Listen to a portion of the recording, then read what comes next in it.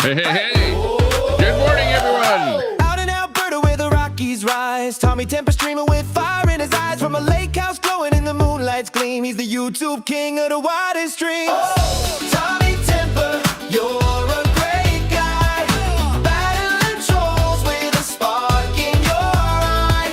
Conspiracy theories, politics and fun. Streaming from the Rockies, you're second to none. Hot tub bubbling under starlit skies, he's calling out the haters with truth in his lines. Talking about the world from the left to the right. Tommy's got the mic, keeping it tight. Oh, Tommy Temper, you're a great guy. Battling trolls with a spark in your eye. Conspiracy theories, politics and fun. Streaming from the Rockies, you're second to none. Hey, everyone. Lake house vibes where the mountains meet the stream. Thanks for joining me He's dodging all the today. trolls like a champion dream. From Alberta's heart, he's You got here lighting up just the in night. time. Tommy Temper's truth is his guiding light. With a wink and a grin, he's taking on the fight, spilling all the tea in the YouTube live. From the hot tub to the Rockies, he's living it free. Tommy Temper's the streamer we all wanna see. Oh, Tommy Temper, you're a great guy. Battling trolls with a spark in your eye. Conspiracy theories, politics and fun. Streaming from the Rockies, you're second to none. Good to see So everyone. raise a glass to Good morning. Tommy, the legend of the land. Good afternoon. From Alberta's lake house. Good evening, wherever you might be in the world. You know, you could be tuning in from Africa, the Middle East, the UK, Australia, who knows where, the United States, the East Coast, the West Coast, the North Pole, the South Pole. We don't care where you're coming in from. Welcome. Welcome to the show. Welcome, welcome, welcome. It's a good day here today. Hey, everyone is piling in there. I see everyone popping in there. Oh, we got Ayatollah, Dash, and Grandma. Man, just a ton of people popping in there. Good to see all of my friends in there. And if you're just new to the stream, give us a thumbs up. Give us a subscribe or a follow or whatever, wherever you're following from. Do appreciate everyone that's watching. And yeah, if you're a mod in here, super mod, if you can turn on those switches in the background to make sure that people are actually subscribed to the channel before they can comment, that would be a good thing. Yeah, I'm drinking my first cup of coffee here, and yeah, it's a good cup of coffee. I've got a little bit of nice creamer in there, sweetening it up a little bit. Well, that's not too much sugar in there, put it that way. Hang on, let me have a sip.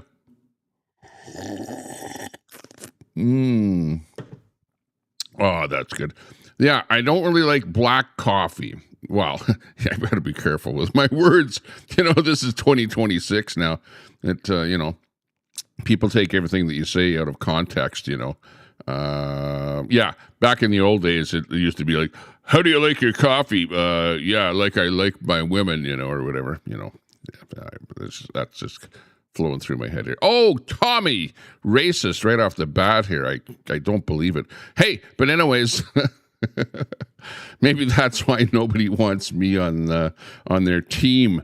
The Alberta team. Hey, we're wearing the Alberta hat here. We got Ayatollah of Alberta in the chat. Good to see you in there. Let's see. Let me turn on a couple of switches in the background here, just to get things rolling down the highway. Yes, sirree. It's a nice day out here today. As you can see, not quite as smoky as it was yesterday, but there is still a little bit of smoke in the air. But as you can see behind me, if you look over here, you can actually see water on this part of the stream here.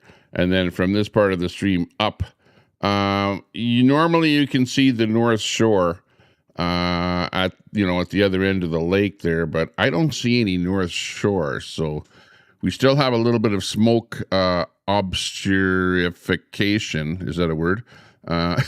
In the air. So, yeah, we have a little bit of smoke, put it that way. So, but at least it's not as bad as yesterday. Yesterday, man, it's like you could barely even see the lake right over here, never mind the North Shore.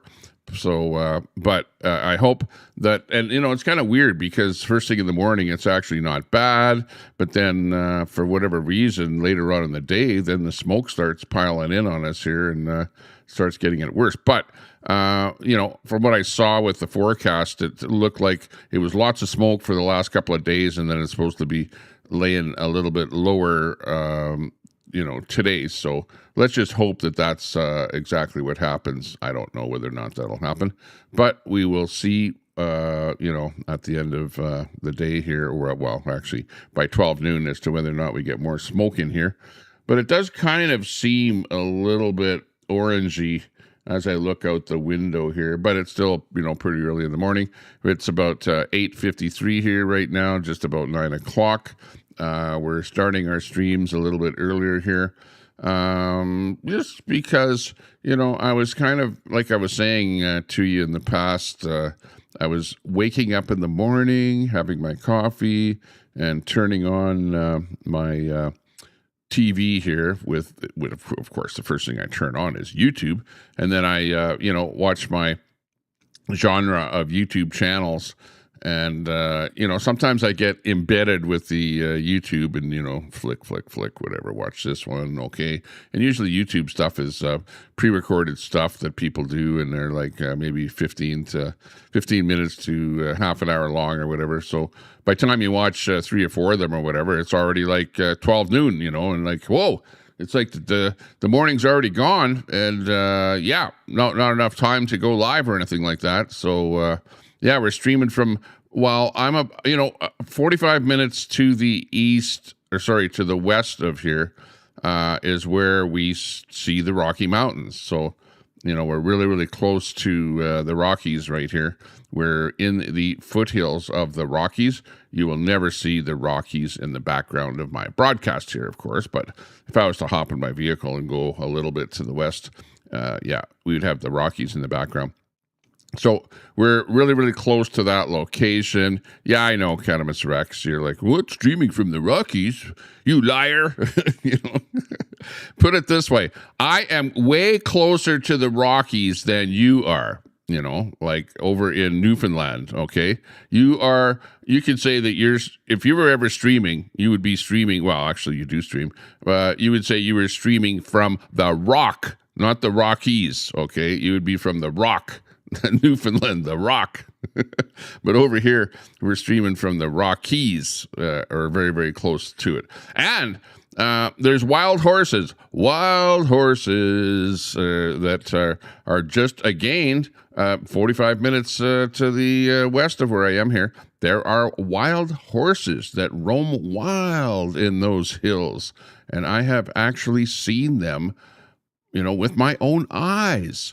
They're like on the side of the road, okay? There are no fences. It is like wild open territory, right? It's not provincial park, but it's Alberta. And they're roaming around there, free roaming horses and stuff like that. So, and really, even where I am right here, there are deer. There's deer right around here, like right outside here. They're jumping around all over the place. There's deer, there's skunk, there's all of those weird animals out here, porcupines and you name it. There's lots of different things that roam around out here. We're kind of a little bit in the wilderness here. You're in the Rockies. I'm in the Smokies. Yeah, exactly, Dash and Grandma. The Smokies. And Ayatollah of Alberta, he's in the desert over there with the Desert Storm. We know what it's like over there with the Desert Storm.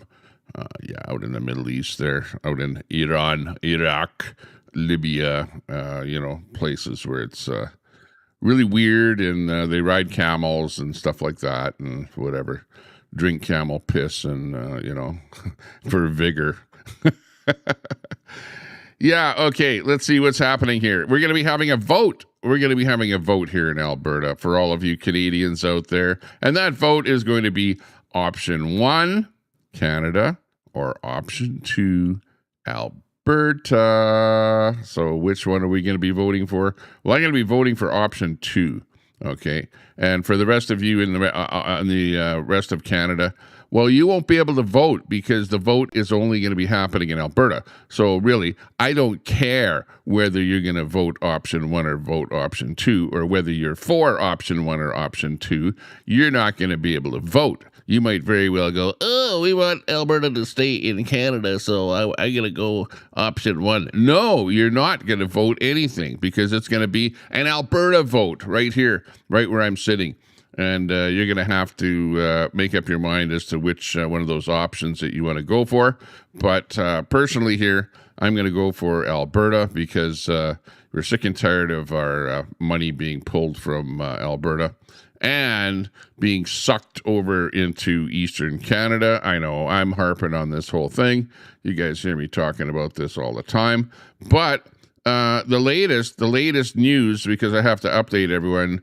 You know, where's my I'm in Sylvan Lake. I'm limited here. My soundboard stuff is limited. Let's go to Middle East. Yeah, okay, more Middle East. Helicopter. Oh yeah. Okay. Yeah, back over into North America here again. Yeah, we've got some good news, some good breaking news here. The Alberta Independence Petition.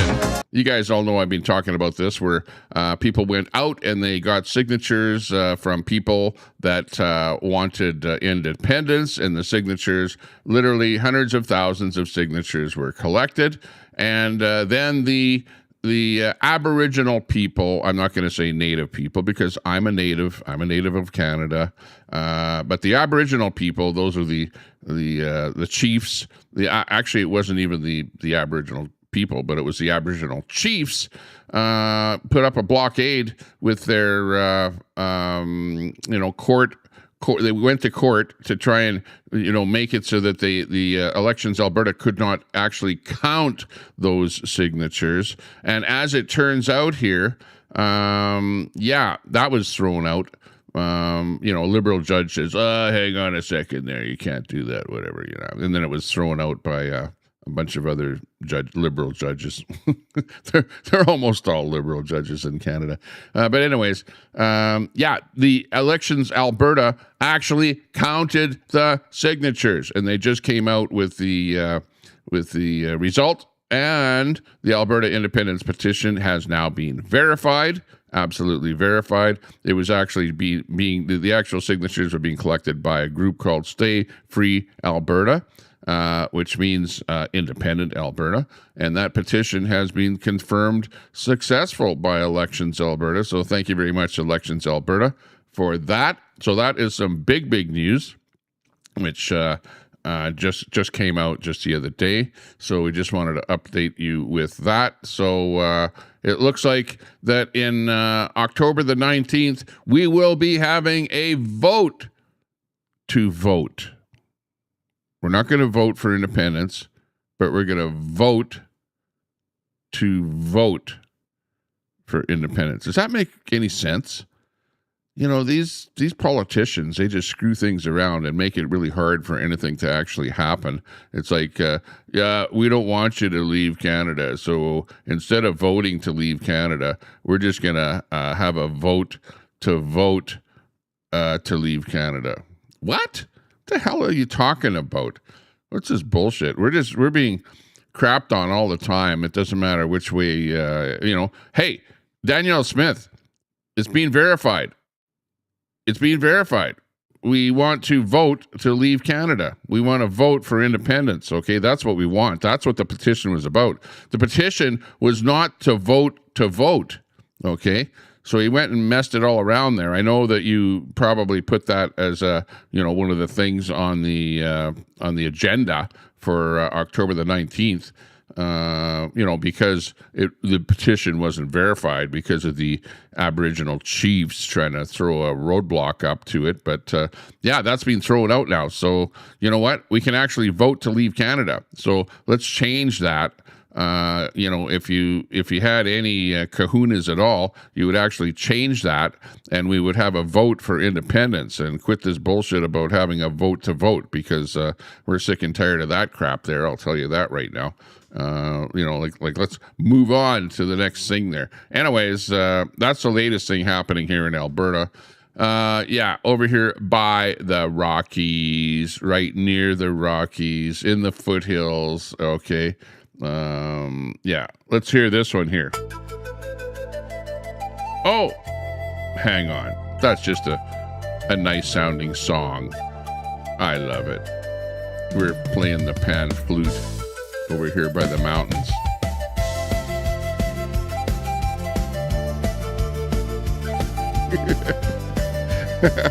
Stop it already. Quit having so much fun. You should be mad. You should be madder than hell, Tommy Temper, with your name, the Temper Report. Tommy Temper breaks it down. I'm getting a freaking high blood pressure attack here right now, and I just started my stream. Yeah, I haven't even had a chance to get mad at anything here yet, because the chat, you guys are trying to get me triggered. You got Catamus Rex there trying to get me triggered. Watch, Al Munson will come in there. He'll try and trigger me there too. And you got all these guys trying to trigger me here again. Yeah, am I day drinking? I am day drinking. I'm day drinking my pop coffee out of my pop cup here. I have to get a new cup here. But I like this cup because it's kind of a and look, it's pretty dirty in there too. Well, actually it's not too dirty, but it's stained, from all that coffee that I'm drinking out of here, because it's more of a pop cup, I guess. But it's one of these summertime cups where you can put your cold drink in here and it will stay cold for a long time. But in my case, it actually keeps my coffee hot for a long time without a lid on it. It's like it'll say hot in here, warm in here for damn near an hour or two till I'm finished drinking it there. By then it's like really cold, but the last few sips of it are cold. But right now, hang on a second here. Let me have a drink of it here. Hang on. Tastes like McDonald's coffee. Oh, I don't like Starbucks coffee. It's like it has a kind of a bitter tinge to it. Same thing with Tim Hortons coffee. It's like a bitter kind of a coffee. But McDonald's coffee, it's kind of nice. I like it. Or even 7-Eleven coffee. Actually, 7-Eleven has different varieties of coffee. So if I take their mild coffee and then put lots of creamer in it, whatever, and that kind of crap, put the Irish in there, and then put the caramel in there, and all these different, I actually open up like about 15 different these little thingies that you put into the coffee there in order to make it taste half decent. Then I can actually drink that crap. Scott Free 187. Hey, good to see you in there. Thanks a lot for popping in to say hello. Good to see you. We popped into your chat there over when I was at the Edmonton Exhibition Grounds. You're sitting around doing nothing there, and I popped in there to say hello. Good to see you going strong with your 24/7 streaming there. So if you want to see 24/7 streaming, check out Scott Free in the chat. We got Crime in there. Crime, how you doing? What's that? We were playing the Queenie Files that Spoon dropped over on Rumble today. Oh, really? Okay. Oh, Spoon is dropping. Oh, yeah, I know. Queenie is she's going batshit crazy there against you and Spoon, and let's see who else. Red, and man, she's got a lot of people on her case there right now.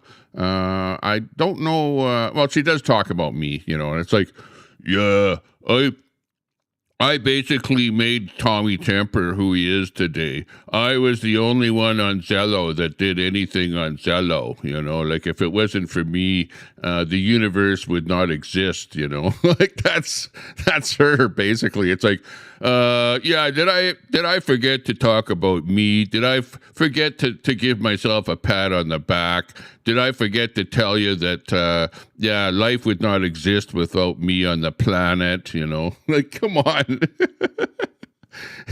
Come on. It's like, that is called being self-centered, okay? Centristic. It's like, yeah, there's a name for people like that, you know? There are names out there for people like that. Yeah, Elm Tree, good to see you in there. Oh, where's speaking of Elm, where's our good friend, well, I've got to be careful who I say because I'll offend. You know what? If I say things on here, I will, obviously, some people will laugh, some people will have fun, other people will be offended, you know what I mean? Like, it's like all over the board. Where's RV today? You know, he went to he met up with, SW. This is all hearsay. I don't know if this is true or not, but he came out here to Alberta. Alberta bound, I'm in my RV, Alberta bound. Yeah. Manitoba, yeah, we're in Manitoba. Where's the campground? Saskatchewan. Whoa, it's bumpy, but we're in Saskatchewan. I thought that Saskatchewan was supposed to be, you know, on the plains here, like flat ground, but holy shit, the van is shaking up here. Holy. Imagine getting to the rolling hills of Alberta. Holy shit, it's like, whoa, whoa, I should have put new shock absorbers in this damn thing. Made it to Alberta, made it to Edmonton. Of course, I vacated Edmonton there when I heard RV was coming to Edmonton. I got the hell out of there, right? You know, get back to Sylvan Lake. And I left RV to, you know, or rather SW to handle RV when RV got to Edmonton. And yeah. Oh, whatever happened to Railroaded? You know, I remember having a conversation with Railroaded, and she was asking me, you know, what about RV? You know, and she had a job for RV, and it was like, well, I can pay him some money for gas money or whatever, or accommodation or whatever, to come to Alberta, because we need people to work here. You know, we need some workers, and should I pay RV to you know, get him over here to Alberta and get him a job, get him some work in Alberta? And I don't know. I really don't know if that actually happened. Excuse me for hiccuping here, but RV ended up coming to Alberta, and I thought, wow, he's headed to northern Alberta, Grimshaw or someplace like that, because you know, he was getting paid by, and this is all hearsay. It's all hearsay. This is all the lore of the internet. So the question is, did Railroaded pay RV to, you know, donate or give him some money or something to come to Alberta for a job in Alberta? I don't know if that actually happened, but I, you know, heard that was potentially why he was coming to Alberta here. But hey, what do I know? You know, maybe you guys in the chat will be able to give me more updates on that. We'll see it scroll over here on this side of the chat there. But yeah, RV did end up coming to Alberta. And did he take any money from Railroader to get here? I don't know. But once he got here, I heard that he took the wrench away from Railroaded, whatever, in his chat for whatever reason, because maybe they got into some kind of an argument or something. I don't know. Again, all hearsay. And RV, if you're listening to me, I don't want to throw you under the bus. Railroaded, I don't want to throw you under the bus. I'm just going over some of the lore of the internet here. You know, you guys like to hear about this crap because, yeah. And, you know, it's all small potato stuff. It's just little things like that. And, like, people that are going like, Tommy Tamper, what the hell are you talking about? I don't understand any of that stuff.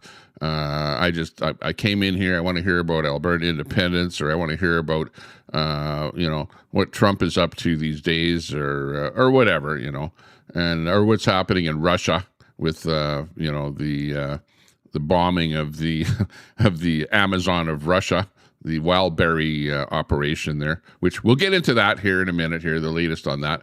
But yeah, but anyways, once he got here, he met up with SW. And SW said, "Oh my God, you gotta go to the laundromat and wash your laundry, you know." And by the way, I'm wearing a brand new shirt here today. And you can't see it here, but right here, it's actually got an Oilers logo. So I'm wearing an Oilers t-shirt here, but it's got a really, really light Oilers logo on it. And it's kind of a purple, little bit of a purple t-shirt here, because I've decided that because I'm out here, where it's sun, in the sun and the fun of Sylvan Lake, that that I'm going to wear light colored t-shirts because the sun is blazing hot out there. You're sweating like a pig in heat out there, if you're just out there, because I don't know what the temperature is going to be like. Lately it's been like highs of almost 30 degrees Celsius, which is pretty hot for up here in Canada. For the summertime, in the summertime, in the summertime. Yeah, but anyways, I've got my light-colored, almost white T-shirt and supporting the Edmonton Oilers hockey team, which you never know, they might win that Stanley Cup sometime in the future. And I'm also sporting my Alberta Independence hat. By the way, I had to put a little black piece of tape right here, because it was green. Where is it here now? Right here. I have to put a little piece of black tape right here because it was green. And if you know how this technology works, I use a green screen. So behind me is a green screen. I'm sitting in front of a green screen. Like, what you see behind me is not behind me. That's out my window, okay? The camera is that away, pointed out my window. But the green screen is behind me because I'm actually sitting in my studio. Of course, I'm looking out my nice window here, and I can see what it looks like outside, and it looks quite nice. But the way it works is the green screen is behind me. So if I wear anything that's green, it actually looks invisible, okay? So if I was wearing a green T-shirt, I would look like the Invisible Man with just my head bobbing around here. I'd look like a bobblehead. Red Mama, good to see you in there. We got Edward Cam in there. We got lots of friends in there. Good to see you all. I hope that you're all teetotaling or having your cup of coffee here. Go and get yourself a cup of coffee there, okay? It's 9:14 in the morning here. Mountain.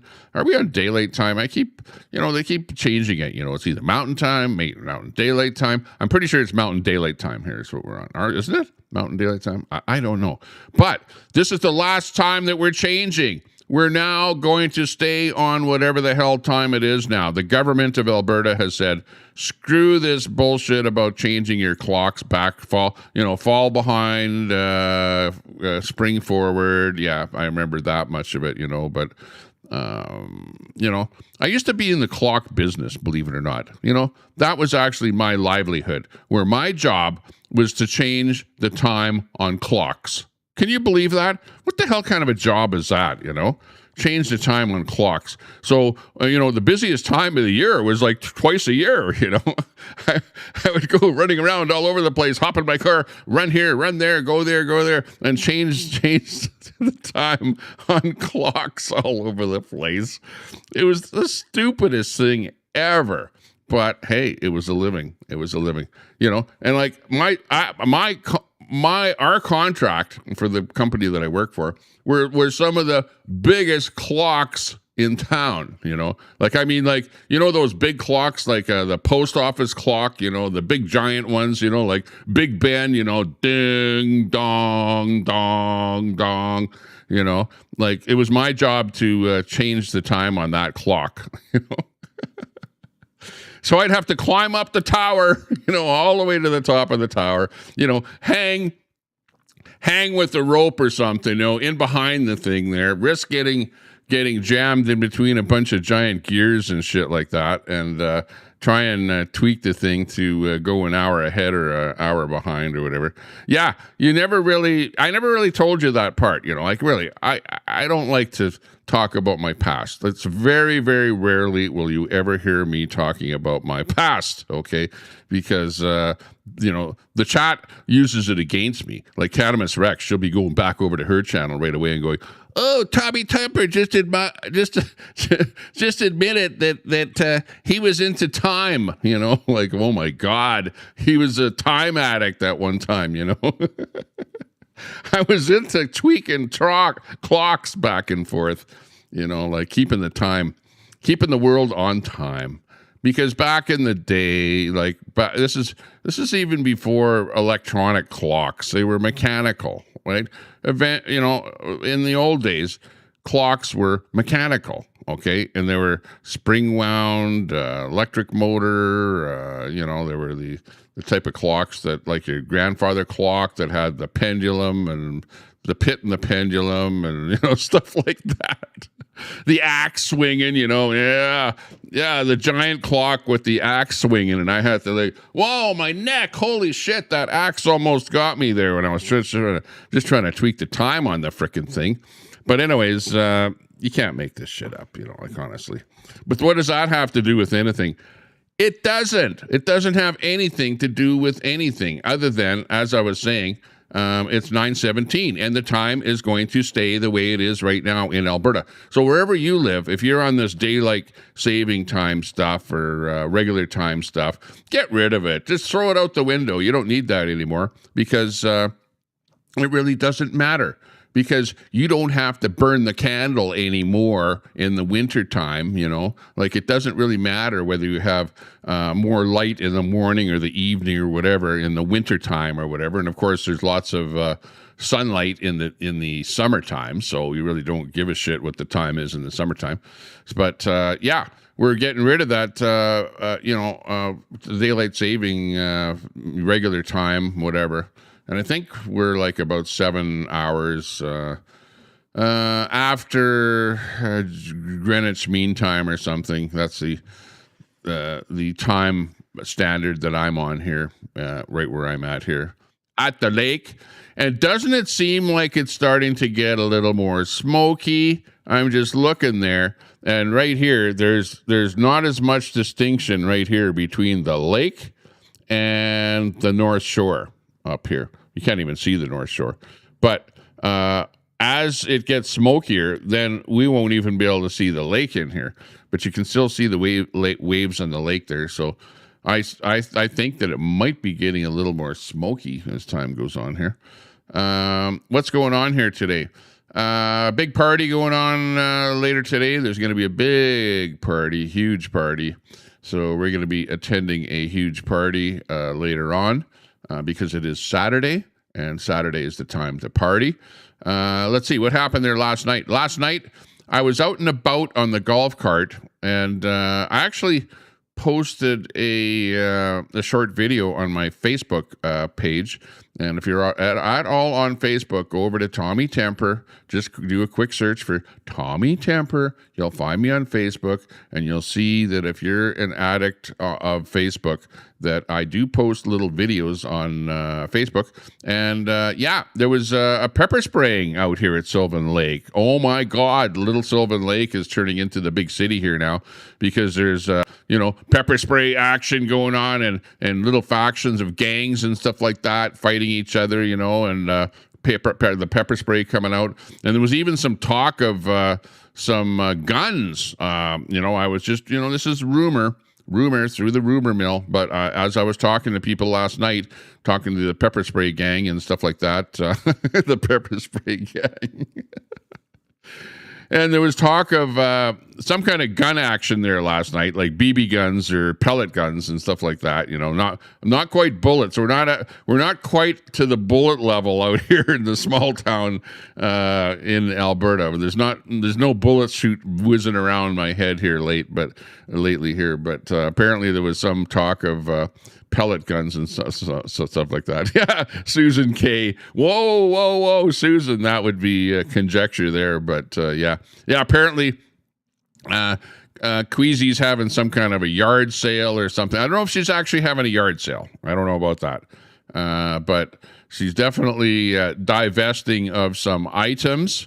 She's definitely divesting, so that move is going to be happening. She's definitely moving. She's definitely moving because she's definitely divesting her stuff out there. And, that's something that's happening. I might be hopping in my cart there in a little while, like after my stream. and going to some garage sales. There's apparently some garage sales happening in Sylvan Lake, yard sales and stuff like that. So I wonder if, she's going to be having a yard sale. I don't know. Yeah, we'll go over to the yard sale there, Susan. I'll start a live. I promise to start a live if I do see some kind of a yard sale going on there. That'll be epic when the RCMP arrive to, try and throw me off of the sidewalk or something outside of a yard sale. That'll be funny. Queenie's watching right now. Don't, Tommy, I'm not selling my Labubu to you. Oh, for God's sakes. Can't make this shit up. Yeah. No Labubu for Tommy Temper. You're not getting any of my Labubus. Yeah, okay. No problem. No problem. No problem. I don't want. If I do buy, okay, I'll buy a Labubu and I'll send it over to Ayatollah of Alberta because he's probably more in need of a couple of Labubus than me. Okay, I don't need them. Yeah, that's right. If I did get the Labubu, yeah, I'd be sticking the pins in them. Give me a chubby one. Sell me a chubby Labubu, okay? That's funny. Oh, things are turning dim. Things are turning.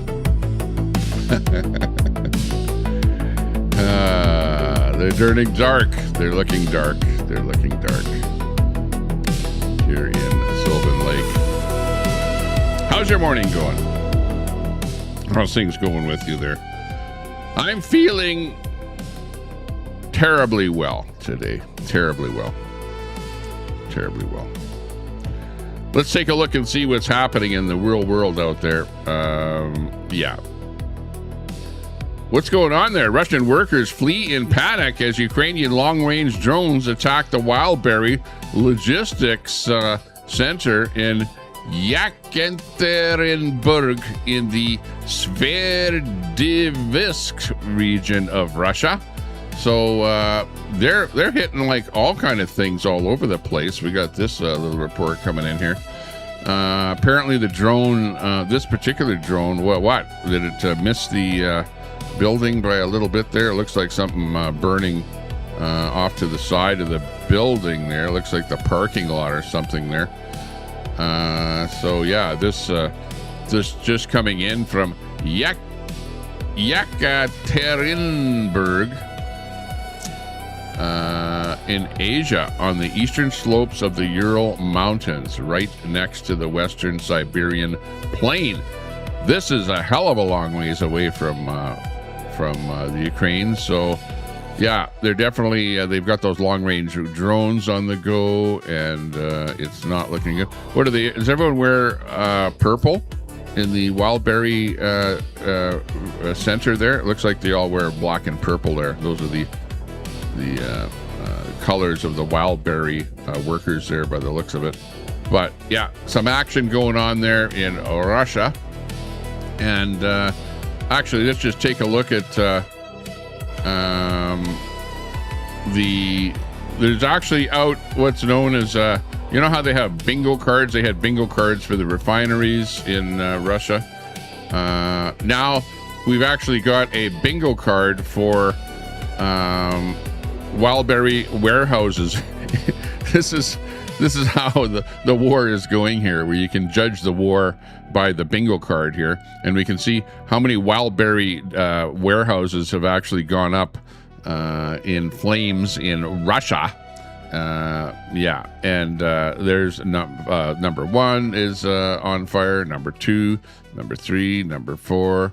Those are totally destroyed there. Number three, we've got number 6 has gone up in flames.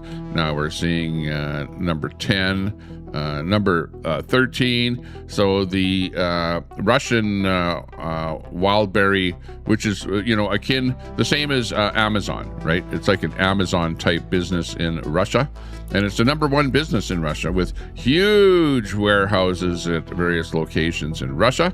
And there you can see they're actually number one is the largest at 250,000 square meters. Down to the one in the lower right, which is 70,000 square meters. So they're different sized warehouses, and you can see that the Ukraine is really hitting those warehouses badly. And the bingo card is slowly getting populated by the number of warehouses that are getting struck. Let's take a look and see, what does a wildberry warehouse look like when it is struck? And here's a little better video of it when an actual warehouse gets struck. And this is not artificial intelligence. This is actual video footage after a drone strike from the Ukraine. So, at what point will Russia stop the war? Because really, Ukraine will stop the war anytime. They want peace. They don't want war. Really, honestly. Russia is the one that started bombing first, and Russia is the one that is the aggressor, and Russia is the one that is, keeps on fighting. And of course, the Ukraine hit back by, hitting at trains, hitting at oil, hitting at gas, hitting at refineries. But because the Ukraine basically Russia basically decimated the Ukraine's postal system, which is their way to deliver packages. Well, then it was like, well, if you want to wreck our package delivery system, then we're going to go and hit back at Wildberry, which is also selling and delivering drone supplies, drone parts, drone things, things that are used in the war. So, of course, it is the target right now. And when these fulfillment buildings, and you guys, if you have an Amazon warehouse, which we do, right near Edmonton, there's a bunch of warehouses, Amazon warehouses. Those things are huge warehouses. Well, this is the akin, similar to Amazon, the Wildberry warehouse in Russia. And these things, you saw the bingo card. When these things go up, this is what they look like. And I wonder what Putin is doing. When Putin wakes up in the morning and sees this out of his window, well, in fact, he's probably hiding somewhere in some bunker and doesn't really have a window that sees any of this stuff. But when he sees he probably, they don't have the internet in Russia because they banned the internet. They ban looking at YouTube and crap like that. So, the average person doesn't get to see a whole hell of a lot anymore in Russia. And they don't get to say anything, because if they say anything, or if they take a video and they're caught taking a video of any kind of drone action in Russia, they get sent to Siberia, to jail, or whatever. So, yeah, it's like communism going full bore, But communism never really works out, ever. And I know, because I've visited many communist countries. I've been there. I've seen it. I've experienced it. I've lived it. And you do not want to live in a communist country. You do not want your country to become communist, Marxist. And you know what? I just saw a report this morning here in Canada that it was something like almost 10% of the people in Canada think that communism is okay. Like, what the hell is the matter with people? Where are these people coming from that they think communism is okay? Are these like the university graduates? Is that who they're polling? That they would say 10% of the people want that? Like if you came from a communist country and you immigrated to Canada or the United States, you would probably be against communism or Marxism, right? You hear about people from Venezuela and, southern countries like that, people that come from communist bloc countries in the, Russia, Bulgaria, you name it, all those countries over there. And they come over to the Western world, like, oh, freedom, finally freedom, like, don't have to put up with the Putins of the world that are, oppressing our way of life. And then you get the university students that go, well, hang on, my professor said that communism is actually a good thing, and that, even though millions of people were decimated, were killed under communism, the new communism is actually different than the old communism. No, it's not different. It's all the same bullshit. It's all oppression. Okay, you're not going to do well. Hey, Fry TV, good to see you. Troy's in there. We got lots of our good friends in there. Mama Red, good to see you in there. Old Goat just walked across the border and bought a house. Hey, good to see you. Good to see you in here. You bought a house. You walked across the border. Oh, I'll have to find out more about that one. Maybe Old Goat, you'd be a good guest on my show here, as a co-host or something like that. We'll be able to talk about what you think about what's going on. But I know that you're in Alberta. You're always hanging out in that lefties stream over there. You know who I'm talking. Ryan, I won't give him a plug for his show there. But the Ryan show, you know who I'm talking about there. It's like, I wonder if he's for communism there. He's probably pro-communist. Pro-communism, him and Johnny, yeah.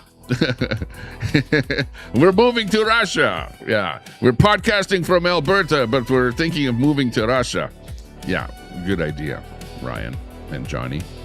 But anyways, I'm feeling good today. I'm on a bit of a rant here. My blood pressure is at about a 50% level, like 5 out of 10, 10 being, like blowing up frickin' a blood vessel in my head or something here.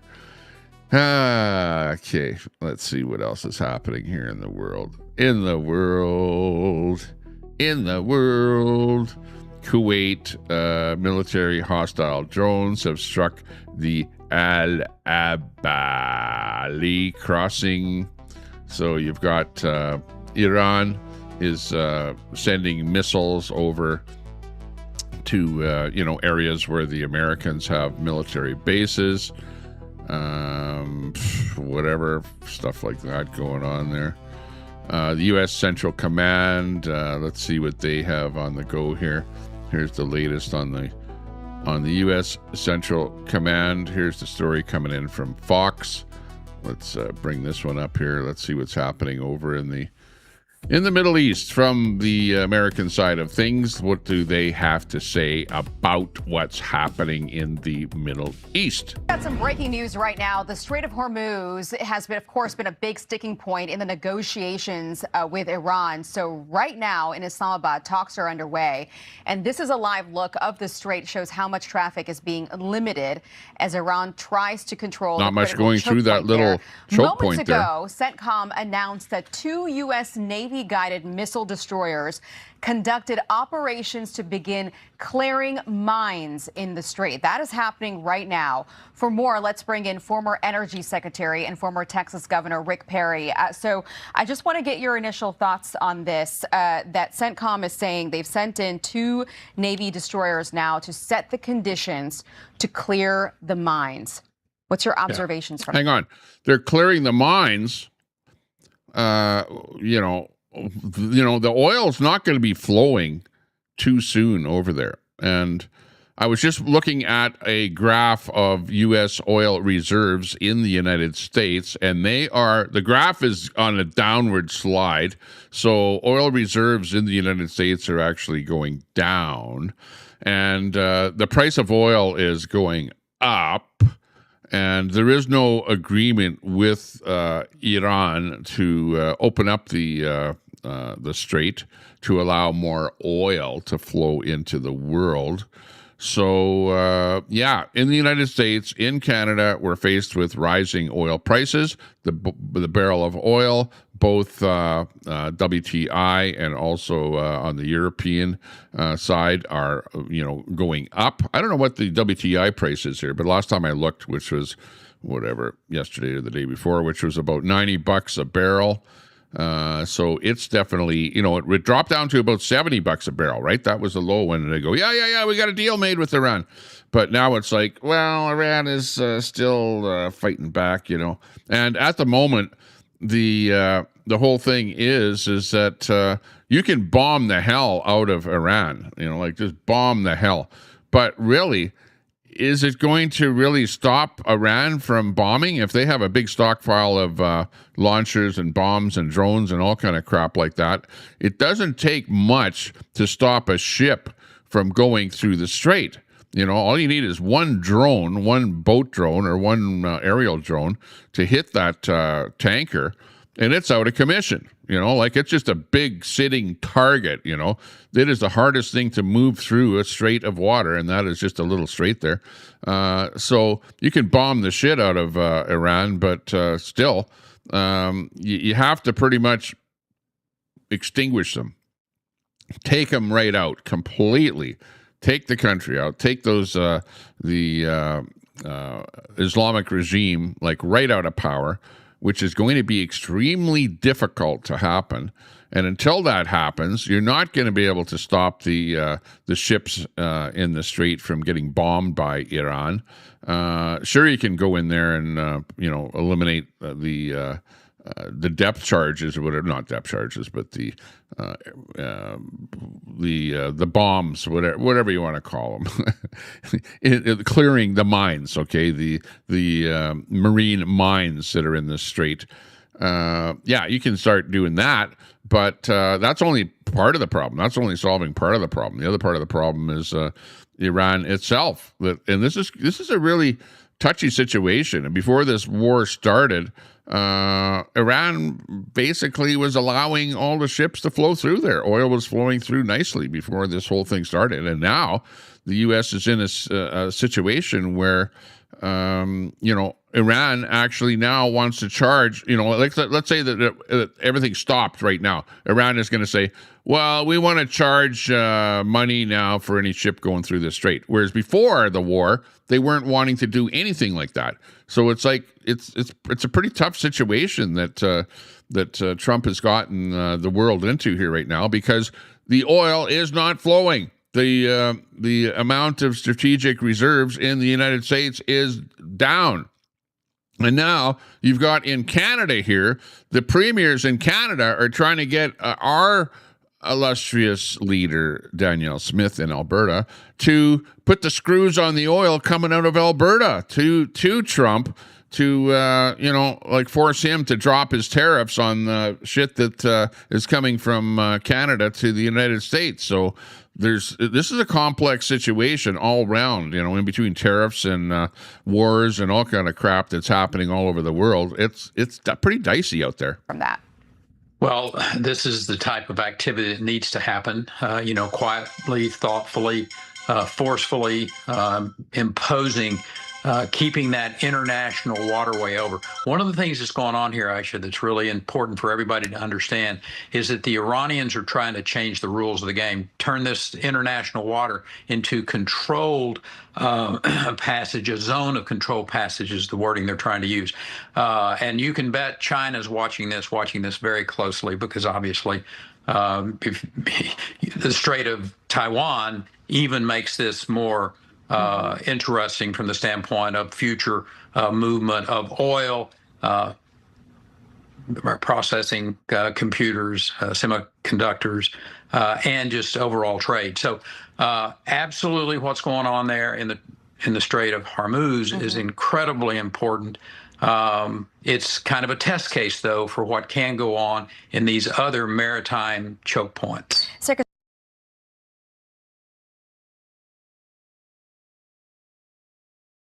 Okay, sorry about that. I just had a quick phone call come in here. Yeah, so anyways, the U.S. Central Command announces that two Navy destroyers, the USS Frank Peterson and the USS Michael Murphy have transited, I should say, the Strait of Hormuz and are operating in the Arabian Gulf to ensure the waterway is clear of sea mines. Okay. And the sea mines were laid by Iran's IRGC. Today, we began the process of establishing the new passage. So that was just in from CENTCOM, CENTCOM, which is the mouthpiece of the, I think it's the U.S. Navy or the military. And that's the very latest on that whole situation that's going on there. So I don't know. Iran's IRGC warned civilians in countries hosting U.S. forces to stay at least 500 meters away from any of the locations. So it's like not a good situation. Hang on here. Let me get that noise out of there. Here's a kind of a little graphic here showing what's going on here. They're really watching what's going on over there. Iran is saying that they're going to potentially be bombing things maybe in Jordan, Syria, Kuwait, Bahrain, Saudi Arabia, United Arab Emirates, any of those countries over there where there are military bases, U.S. military bases. They're potentially going to be under attack from Iran. So everybody that's over there, it's not a good situation. The war is still on, and really, at what point do you think that whether or not they're going to be sending forces and be boots on the ground in Iran? Iran is over to the right of the video here, and this whole area that we're looking at here is subject to being under attack by Iran. So it's a tough situation over there. We'll have to just be kind of monitoring this, and it might be a long time before things actually happen over there. Before things level out and before ships are again carrying oil. But in the meantime, Canada has lots of oil. We have tons of oil here in Alberta, just tons of oil. But we don't have pipelines. Sadly, we don't have pipelines, and we don't have ships to carry it to other places in the world. We don't even have a pipeline. We don't even have a pipeline across Canada, for God's sakes. That's how foolish everyone is here. It's because, over in Quebec, no, that's dirty oil. The Alberta dirty oil. We do not want the dirty oil. No pipeline. Ford, build us a pipeline. We need a pipeline, but cut off the oil to the United States. We'll cut off the energy to the United States. We want, we want Trump to cut those tariffs. And oh man, it's just a weird situation that we're in here now. So it's like everything is all intertwined. Susan says that secondary passage they're considering. Hugging Sudan won't be problematic either, right? Yeah, exactly. Well, you have the Houthis, in Yemen that are hammering stuff over there. It's just a sad situation over there, and in which, of course, they're being funded by Iran and probably have stockpiles of munitions or whatever, bombs and stuff like that were probably supplied to them by Iran even before the war started. So ongoing situation. And here are some of the shots. This is not good here. Shots coming in here. Breaking. Massive devastation reported at Iran. This is shots from inside Iran at Tabriz missile field in East Azerbaijan. Oh, actually, no, Azerbaijan is not in Iran, but it's in one of the Middle East countries there. So this is Iran shooting missiles over into the other Arab countries. Azerbaijan province, heavy airstrikes. Early reports indicate the facility is completely destroyed. and non-operational. Plumes of thick smoke fill the sky. So, apparently Iran still has missiles, still has drones, still has munitions like that, and are able to shoot and fire back at places where there are military bases and things like that located in various countries in the Middle East. So there's evidence of that whole thing happening. On the other side, we can show you videos and stuff like that of the U.S. hitting within Iran. Stuff like that is happening. So, it's just plain pretty sad what's happening there. And it is ongoing. We're going to be seeing more and more and more things happening like that. So there you go.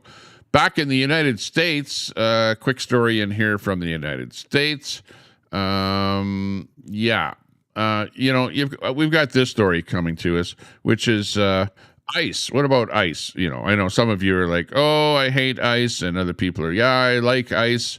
ICE is great. Of course, they're the part of the United States that are trying to round up illegal aliens and are, turfing them out of the country, basically now remember, they don't just turf people out of the country. They go in front of a judge, and then the judge says, well, you're an illegal alien, so you need to leave the country. That's the way it works. But just listen to this guy on the camera. He's actually videoing the ICE agents that are arresting an illegal alien, okay? And this brainwashed idiot on the camera here that's doing this video gets right in the ICE agent's face, all because Democrats propagandize him that he's some kind of hero protecting his neighbor, even after the ICE agent clearly explained that the woman is being arrested and is an illegal immigrant with a prior record for aggravated assault with a deadly weapon and has already been deported once, and this moron keeps aggressively confronting them. So, let's watch this little titty here coming to us from the United States of America. Check out this story here. What happened? She's under arrest. For what? She's a criminal alien. For what? And she's been convicted of crimes. For what? What crime? What crime? What crime? What crime? She's been convicted of aggravated assault with a deadly weapon. She's not allowed to be here, and she's been deported previously. She doesn't have no documents. No, she hasn't. Yeah. Aggravated assault? No, this is not correct. I have her whole rap sheet. I've been following her forever. Go. Forever? No, you lying. Come on. This is not true. Would you like me to post a rap sheet on your phone? I'll post a rap sheet for you. Come on, let me see. No, let me see the evidence. No, let me see the evidence. If you don't back up. Let me see the evidence. Back up. Let me see the evidence. Let me see the evidence. Back up. Back up. Let me see the evidence. I said back. Let me see. I said back. I said back. Bro, I said why back. you hit me, bro? I said back. Why'd you hit me?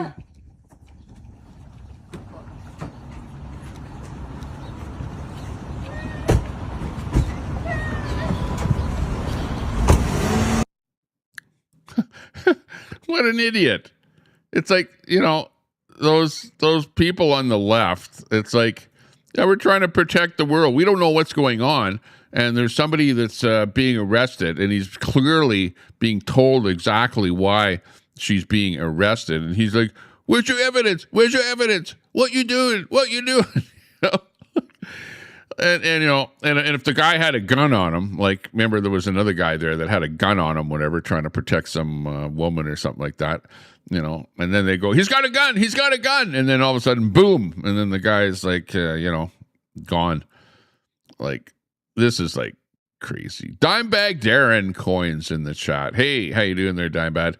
Dimebag coming free in from Alberta. We got Old Goat and Dimebag in there. Good to see you all. Thanks a lot for popping into the Temper Show here. Yeah, the Temper Report. We're breaking down some of this crap here. This is like absolute craziness here. Oh, the world. Yeah. Whatever happened to common sense? Oh, I got this story in here. This is I actually I heard this one the other day. You know, like him or hate him. You know Kevin O'Leary from the Shark Tank, from the Shark Tank series. You know, he's like, he made a bunch of money on I think it was some kind of a company, like a software company or something like that. He, you know, ended up becoming a very, very wealthy person. So he invests in other companies and other, you know, people that are doing their stuff. But he has a bit to say on what's happening with the future for Canada and the United States. So this is actually kind of interesting what he has to say about this. So yeah, just listen to his blurb on this whole thing here with the future of the United States and Canada. This is kind of an interesting take on what the future might be. So after all this stuff, you know, remember, Trump is not going to be the leader forever. You know, there may be somebody else that takes over that isn't quite as stick in the mud, so much into tariffs and stuff like that. But Canada does need the United States. We know that for sure. You're our largest trading partner. And the United States does actually need Canada. You need our oil. You need our natural resources. You need our minerals. You need a lot of things that we have here in Canada. So we're kind of symbiotic, Canada, where we rely on the United States for, protection and stuff like that. But also the United States needs our minerals and oil and stuff like that. Let's listen to Kevin O'Leary here. He does make some common sense here, you know, whether you like him or not. Well, I have some very good news for Canadians. You should consider your passport a stock certificate for the future, because there is no country with wealth like this one. And here's what's going to happen in the next 20 years. I can practically guarantee this is going to happen. This tiff, this dispute with our largest neighbor to the south, is going to disappear out of economic necessity. We will somehow combine these two economies, not with sovereign designation. Canadians will remain Canadians, Americans will remain Americans. There will be an EU passport you can pursue eventually. We will diminish and resolve and eliminate all tariffs of all commodities across that border to create an economy that can spend 5% of its GDP defending itself against China, because they have a plan. They're going to come over and they want to become the number one economy on earth. We have to remain that with our version of democracy and freedom of speech and the things that Canadians and Americans believe in and have for hundreds of years. We too, it may not be under Carney, and Trump may not be under him, but I guarantee you, combining the two economies to a common currency, a common EU type passport, and keeping sovereignty is the solution. And you will see it in your lifetime. I guarantee it, that's going to happen 100%, because it has to. Otherwise, the Chinese are going to be telling you what to have for breakfast in 20 years. Well, yeah, is Canada going to become the 51st state? I don't think that's what he's saying. But, Canada likes to be Canada. You know, Canadians, we like to be Canadians, well, if you're in Alberta. Albertans want like to be Albertans before they like to be Canadians. We may become the, like the trio. Well, actually, it'll be the four amigos, right? Alberta, Canada, United States, and Mexico. The four amigos. Yeah, that's my prediction. But we have to be able to get along. You guys need our oil. You don't want us putting a big tax on our oil, a premium on our oil, where we go, well, you know what, you got to pay an extra 25% for our Alberta oil here, and all of a sudden it's like you guys are like, what the hell is that all about? No, maybe we better reduce those tariffs to Canada, so we can lower the price of that oil. There's that whole thing. But this whole thing will probably blow over. I know that Trump wants to bring business back to the United States. And, manufacturing. It's all about the manufacturing thing. But the United States needs natural resources. Canada has natural resources. We've got a lot of natural resources.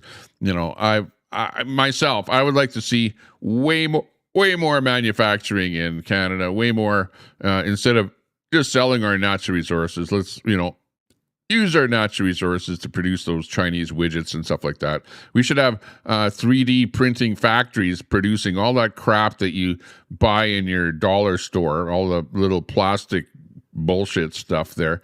There's no reason why we can't manufacture that stuff right within Canada here. Like, come on. We should be able to do that here. Just put tariffs on the stuff coming in from China. But instead, Mark Carney, what's the matter with you? Like, oh, I'm elbows up. Mark Carney. What does Mark Carney do? Bashes the hell out of Trump. Doesn't even send anyone down there to talk about Kuzma or tariffs or any of that bullshit. He's like, no, I'm just going to ignore Trump. This is Carney. I'm going to ignore Trump and not have anything to do with Trump. But I'm going to hop in. I'm on a jet plane to China. I'm going to China, and I'm going to make a deal with China because the communists are who we should be getting in bed with in Canada here. Let's go over to China and make a deal with China. Yeah, we don't do very much. In fact, we sell hardly anything to China. We buy a bunch of junk from China, right?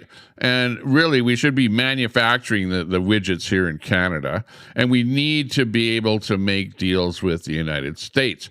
We should have contingents. We should have people living in the United States, bargaining for us, working out deals, trying to get the tariffs down on, America buying products from us here in Canada, not just our natural resources, but the actual products.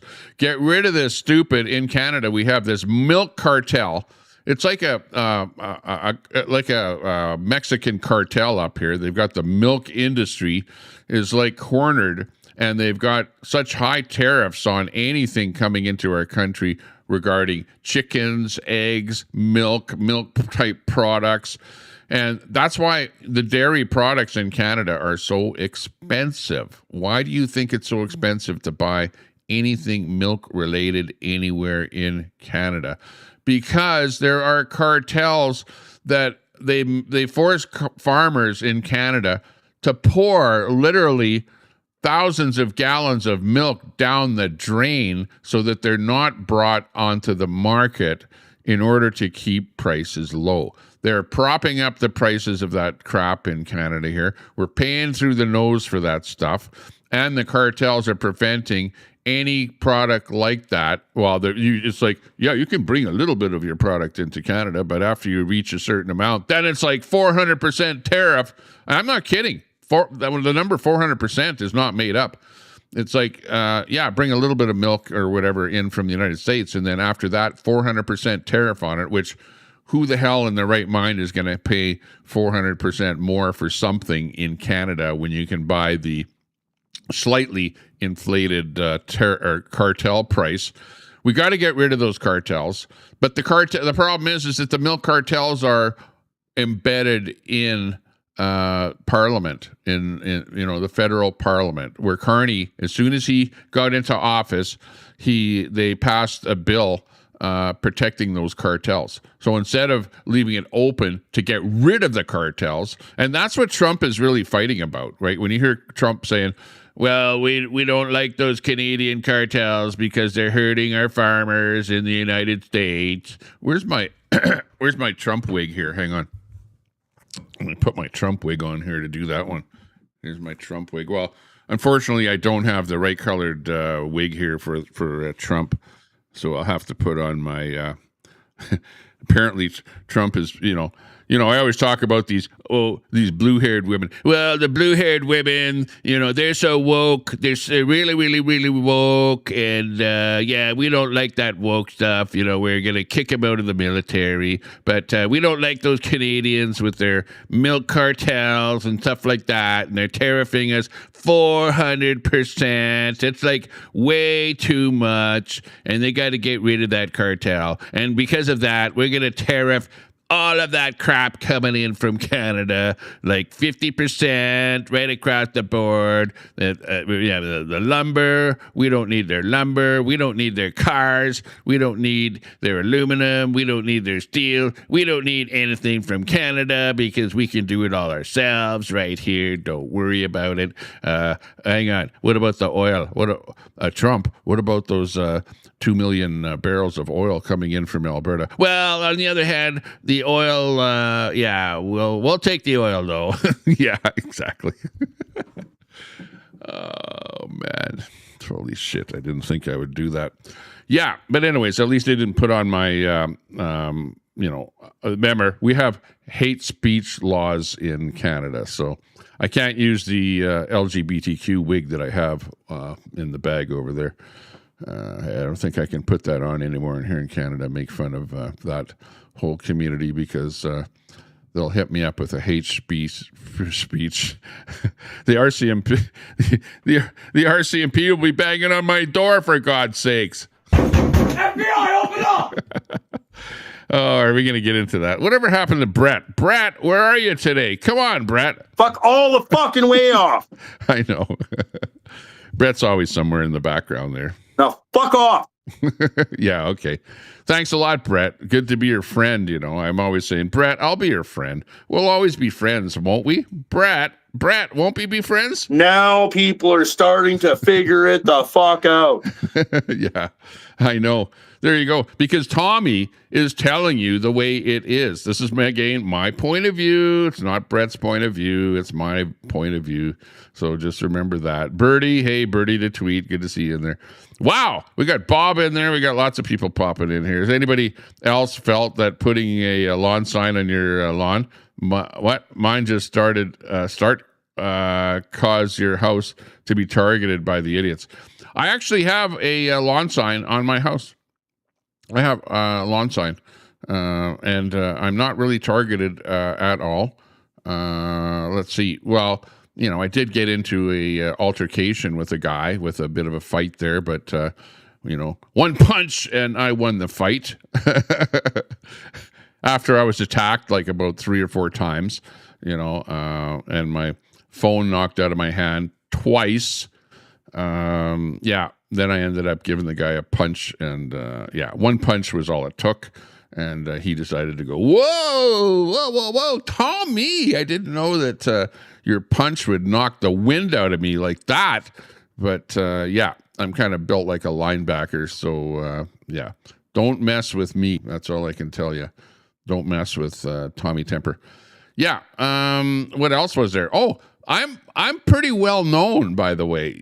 I didn't think that I was as well known as I was, but somebody showed up from the mainstream media at an event that I was at, not yesterday, but the day before. I talked about this yesterday, and we were sitting there having a conversation. Mainstream media gave me their business card. I'm not going to even say which mainstream it was, but it was the largest. Let's say the largest in Canada here, and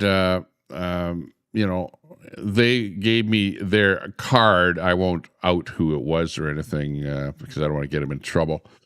But I said, yeah, I'm Tommy Temper. And they go, Tommy Temper? Oh, wow, I know you. That's going like, oh, wow, okay, well, that's pretty cool. So, I'm a little more well-known than I actually think. You know what I mean? Because I was at a table of people sitting around there, and there was about 10 people at the table. Only one of those 10 people did not know who I was or never heard of me before. So, hey, when I do videos and 500,000 people watch the video, that's 500,000 people that hear who I am. So, I'm maybe not on YouTube. YouTube, I'm just a small potato, but over on Facebook, holy crap, we're really getting well known there. Like I say, I get 2 million views on Facebook every 28 days, like clockwork. It's been happening like that. So I'm pretty. I'll give myself a little pat on the shoulder over that, where things are really building up over there and getting quite the audience, and literally. Thousands of people are, following me over new people every month. So that's actually going really like gangbusters there. I really like that. U-Haul, thanks a lot. Thanks a lot for popping in here. People pop in like late in the show here. We've been live for 1 hour and 18 minutes already. It's 10:05 local time here, Mountain. We're in the Mountain Daylight Time, I think is what we call it here now. And I think we're going to be sticking to Mountain Daylight Time. We're not going to be changing our clocks anymore. And we're sticking to the time that we're at here. Again, 90 going north. Yeah, exactly. We're getting lots of views here. Yeah. I like that. Tommy Temper's my favorite porn star. Tommy, if you buy a Queenie Labubu that smells like weed, I swear I'll donate $100 to Sylvan Lake Food Bank and the cost of the stinky Labubu. Susan, you're funny. I like that. Her house is up for sale. So I was thinking for contacting the realtor. In fact, I'm not going to say whether I'll leave it up in the air. I'm not going to say whether I will or won't, but look forward to that happening there. But holy shit, can you imagine the smell? Like when the walls are going to be black in that little room where, she sits there in the dark and behind her, it's like dark blue. But, that room has to be completely coated with black smoke, like completely, with the amount of hot knife action going in there, like hour after hour after hour, 24 hours a day. Holy shit. It's got to stink to high heaven with all kind of smoke in there from like weed and, sage and, and cigarette smoke and like all the rest of it there. Holy geez. Like I was saying before, that whole house is going to need about 5 coats of alkylate oil-based Kills paint, first of all, to seal all that smoke in. And even then, it's not going to get rid of the smell. If there's any carpet in there whatsoever, you're just going to have to huck it right out of there, because there's no way you'll get that out of the carpet. And it's the place is trashed. When people do stuff like that in a property, it's trashed. By the time they move out, it's trashed. You're going to have to spend thousands and thousands of dollars on getting rid of carpet and crap like that, and Kills, and you can't put Kills on, like, if there's any kind of white, or not white, but wood grain baseboard or anything like that. How are you going to have to paint over all that stuff there? It's and ceiling, the white ceiling, if it's got any kind of white ceiling in there, oh man, you're going to have to go with multiple coats of if you've ever done that, which I have, I've had to look after, smoking, like major smokers in home. And one coat of paint doesn't do it. And these days with this a water-based paint, that doesn't do it. You have to use a special, really, really expensive brand of paint called Kills, Kilz, if you know anything about it. And one coat of paint doesn't do it. And don't buy the water-based Kills. That won't do it. You need the oil-based paint and multiple coats in there. And it's just hell warmed over. And then you still have the fixtures are all coated with smoke, the light fixtures. It's just I just hate that kind of stuff. I just I'm living in a beautiful newer home here right now that it's a great place. I love it. It's an upper end place with 10-foot ceilings and a nice fireplace and a hot tub, and nobody was ever smoking in here ever before. It's lovely. I love it. I love it. I got a deck. I can go and sit outside, take it easy, have a little beer, something like that. By the way, we're having a party. We're having a party tonight. So we'll be inviting people over to the party and having a few brew, drinking a little bit. I don't know if, I would really, really love to do a party video. I would love to do that. But I think that I would be doxing myself, doxing my location, doxing my friends. And for that reason, I'm sort of, if I go away from here and I'm in my cart or something like that, riding the golf cart around town or something like that, we'll do a video. But I'm even leery of doing live videos over at the beach there because, the people in this town, there are so many Karens out there. It is like unbelievable. There's woke people out here, really woke. And there's a lot of woke people on town council here in Sylvan Lake as well. I've discovered, I don't have I just got here. I'm just a newbie in town, so I'm just kind of finding out that there's stuff like that going on here. And I'm like on the other side of the fence where I'm not woke. And there are some people out here that I'm aligned with that are, and they're basically the people that are like pro Alberta independence out here, right? There's a lot of us people out here that are like pro independence. So we're living out here, living the life. You have to do it to it. Even if you don't have a place like this, get in your vehicle and go to some place where you can have some fun. Bring an umbrella with you. Bring a sun tent with you. Bring some sunscreen. Bring a beach ball or a little blow up something or other and go lay on it and, float around on the lake.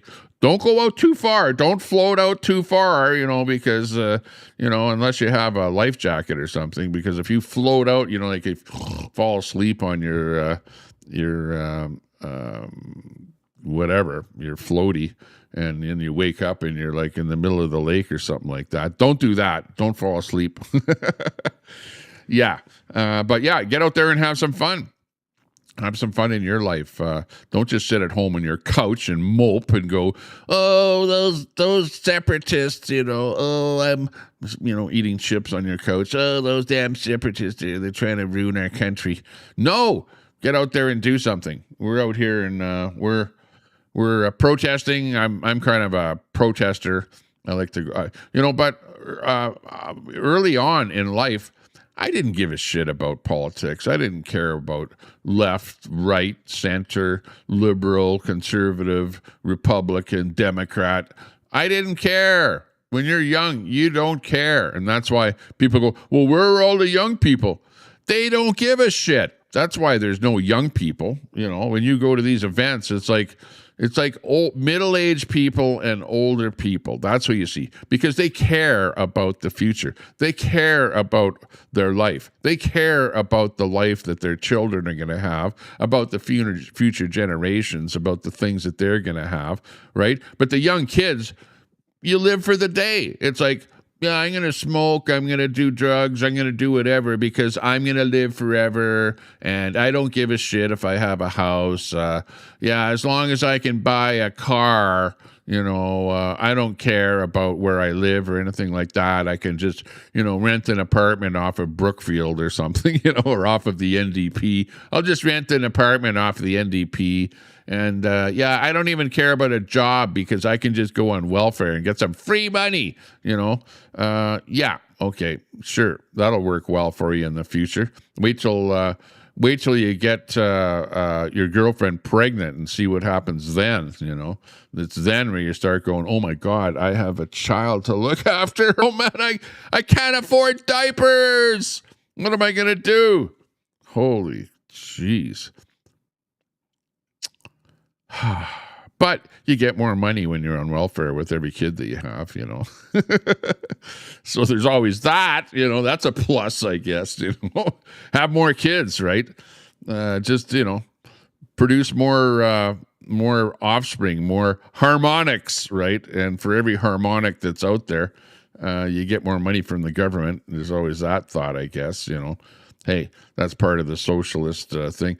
Somebody was going over in Canada, the different provinces and how many people work for the government in various provinces.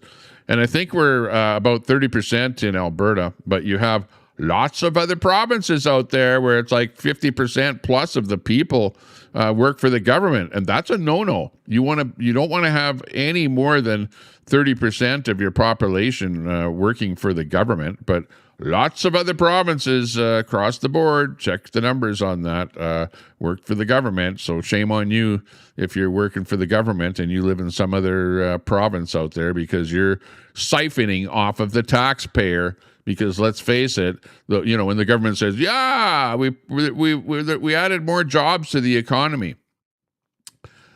Go government jobs. Oh, okay, great. You're siphoning more money from the taxpayer. That's why Trump hired Elon Musk there to go and look into, how many people are working for the government and what kind of government offices are open with all kind of bullshit stuff, and then, we ended up turfing all those people. Smart thing to do, and we need to do that here in Canada, both on the federal level and also, at the provincial levels. Every provincial government should be going, okay, you're out of here. We're looking into this. We don't need this program. This is a crappy program. This is terrible. We need people to integrate and become, active working people that are working in the private sector. Okay. That's what actually makes the money for running the government, is the private sector. Without the private sector, we would be communist. Right? Because let's face it, a communist country is everyone works for the government, right? The government owns all the farms. The government owns all of the automobile plants. The government owns everything, and you work for the government, right? That's the way it works in a communist country. And a lot of people are like, well, I'm okay with working for the government, and I'll vote NDP forever, because the NDP wants to bring in, grocery stores owned by the government, apartments owned by the government, everything owned by the government, internet owned by the government, cell phones owned by the government. You just rent the cell phone from the government, like Obama phones. Yeah, we all want an Obama phone. That's a great thing, Great. I want a new Obama phone because my old Apple Obama phone is getting outdated and I need a new one. Yeah. Not a good idea. You want entrepreneurs. You want people to, get out there and come up with their own ways of doing their own thing and hiring people and adding to the economy and keeping it chugging along. Why do you think life is so good? Life is great in the Western world. We love living here. We love all of the things that we can buy and the life that we have. It's like great. I know. And you guys say, oh, Tommy Temper, you're so oppressed, you're so oppressed. No, I'm not oppressed. I never, ever have said that I am oppressed. That's not the point. My mindset is I am an entrepreneur. I have an entrepreneur's mind, okay? Mindset, okay? Which is private sector. Get out there and don't just work for somebody else, but have a mindset of being able to work for yourself. And we need to teach the children in school, don't just teach them to be worker bees, to work for somebody else, work for the government. Teach them to become entrepreneurs, to come out there and to do their own thing, become their own business person, start their own small business, do their own thing, right? Become their own boss. That's what you really need to do. Even you, where you are. Look at me. I have a YouTube channel. I'm doing something here where, once in a while I get a super chat, like I'm making big money off of being a YouTube internet personality, celebrity, and making some big coin off of this here. Well, actually not. It's, just a little bit here once in a while. Whenever I blow a gasket, and complain about having to take a blood pressure pill, well, then somebody's super chats me something for a blood pressure pill. Yeah, thanks a lot yesterday for those super chats. I appreciate that. But no, get out there. My point is, don't be, you might be oppressed. Those of you out there listening to me, you might be oppressed. You might feel like you're oppressed. And remember, don't become a YouTuber because, there's a little bit of money from the odd super chat or whatever, but you're not going to be able to survive off of this kind of a lifestyle. So don't do this, but go out there and do something where you're going to actually make some money, import some stuff from China, import some widgets from China and sell them on Amazon. There's an idea right there. Or sell them on eBay. Or invent something, it's like make some wax candles or something like that. And, find out what things make money, like I was just looking into a business here just the other day of what I can do in my location here, living in Alberta here. And guess what? I found out that there's a plant really, really close to where I am here called Joffrey that manufactures these plastic pellets from the petrochemical industry. And they sell those pellets to China, for God's sakes. You could actually take those pellets to manufacture or plastic items and then start a plastic molding injection company. Just start off small.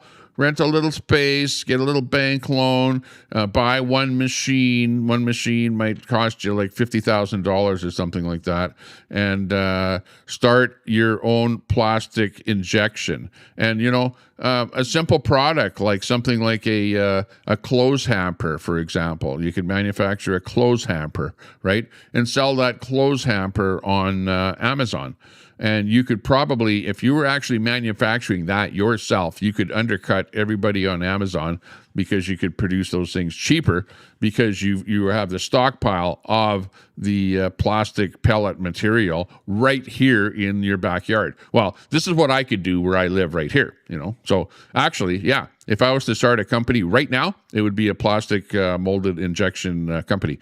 I even did some research on Grok, use AI to find out what kind of a product or what kind of a thing, and run the numbers by Grok, see how much it would cost you to produce every one of those items, see what your feedstock would cost you, see what products like that are selling for on Amazon, how much of a take that Amazon needs for that product, or eBay. And run the numbers. AI is like, hey, great. AI is like, instead of hiring some company to do stuff like that for you, AI is like perfect for being able to figure out stuff like that, and the numbers actually made 100% sense. And if I was to start a business, it would absolutely be a plastic molded injection company, manufacturing anything that's plastic, anything that can be mold injected and or sold on the market. And there are just tons of various products that you could actually manufacture. Everything from a simple pail is a molded injected product. You can sell all pails. You can sell hampers. You can sell anything, plastic bottles. You could make plastic bottles and then sell them to companies that are using bottles for different things. There's all kind of stuff like that you could do. But, I'm at that point in my life where I don't need to start a business. I don't need to, get into doing something. I'm at that point now in my life where I'm like, I need to just take it easy. I need to take it easy and relax and just have fun. And I could be churning and at the business, running the business, doing stuff like that right now. Right now, I absolutely could. And there's so many different things that you could do and get involved with, and use AI. Use AI to figure out something that might work for you. So, I'm just trying to help the people. Now, there's a lot of people out there that, you're an older person, you've already, worked for the band, worked for private enterprise, worked for yourself, whatever, and you're at that retirement age or whatever, and you just want to take it easy. Oh, okay, that's okay. Not a problem. You don't have to go to work.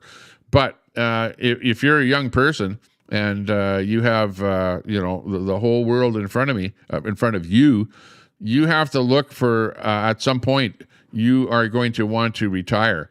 And you know what? You ain't going to survive on $1,000 a month. from your old age retirement, okay? Because right now, at this moment in time, if you were to retire, you'd probably be making about $1,000 a month, right? That's all. And you know what? If you're renting a place, you're probably paying $1,000 a month in rent. So where the hell are you going to get the rest of the money to pay for your automobile insurance and house insurance or apartment insurance? What are you going to use to put food on your plate? You can't retire on what you're getting from your retirement. You have to build up a little bit of a kitty in your bank account to be able to live off of when you get older. You can't just rely on the government. You can't, because you're going to be living whatever, $1,000 paycheck to $1,000 paycheck and just crying like a baby. And why do you think I see 80-year-old ladies working at Walmart? Why? Because they can't survive on $1,000 a month. What are you going to be, a meter greeter at Walmart when you're in your retirement years? Like, come on. You want to relax and take it easy and hang out at the lake and whatever, do stuff like that. So all I can say is make hay while you can, okay? When you're young, work like a dog. Don't just sit around. Don't just sit on your couch. So just don't do anything. Get out there and work. Even if you're a university student at university, get out there in your spare time and work. Have that right now. If in the middle of summer, don't just sit around and bullshit and go, yeah, well, I'm working on a project. And what's your project? Oh, well, I'm just finding out whether or not people are for independence and who are these people that are for independence. And yeah, I got a university project that I'm working on. No, go out there and get that job at Starbucks and work and save your money. And don't go to the bar every night and spend the money that you work for buying booze. And these days it's like buying dope, pot, whatever, weed and shit like that, and waste all your money on that bullshit. Because later on, you will be sorry that you're doing that, okay? Put a little bit, why do you think Chinese people have money? Why? Why do you think they do so well? Why? Because they save 20% of every paycheck and put it into the bank. They make sure they've got, they save money. They have a mindset where they train themselves that every dollar that they make, 20 cents of it goes into a bank account, and they don't touch that bank account. They use that bank account for things that they know are going to be valuable. Like you'll eventually use it maybe for a down payment to buy a property, or they'll save it for their retirement, but they don't use it for a trip to Mexico, okay? Or to blow it on booze, drugs, alcohol, whatever, They don't do stuff like that, okay? And that's the problem with people in today's society, is that we're brought up to basically spend more than what we make, okay? It's like, here, where's the credit card? I don't have enough money. Oh, I'll just use my credit card to buy it, okay? And we'll just buy more than what we can afford of disposable items that are worthless at the end of the day. And you know what kind of items are the most worthless at the end of the day? Electronics, electronic goods, cell phones, right? Cell phone items, radios, stereos, TVs, crap like that, like at the end of their lifespan, they're worth nothing. Nothing. You take them to the garbage dump, It's all garbage. The stuff is computers. Computers are a good example. Laptops, any of that kind of stuff. iPads, that shit. It's worthless. Like in a couple of years, it's like outdated, and you're throwing it away, or you're giving it to the Goodwill or something like that, and they're like, a hand-me-down type thing. Don't waste your money on shit that is worthless. Automobiles. That is the worst thing that you can spend money on, is a brand new car, brand new truck, brand new.